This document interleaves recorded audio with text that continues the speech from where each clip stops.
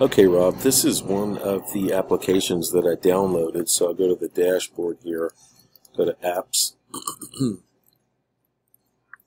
Purchased Apps,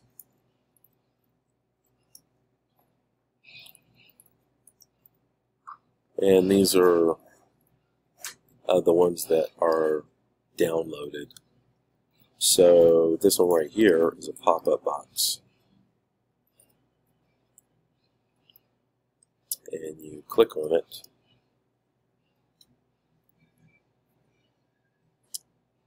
brings you here, and you have to log in.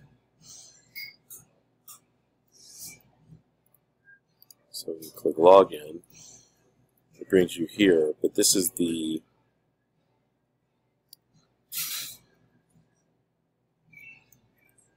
it says sign in here, but I think this is the username and password that's associated with lightspeed.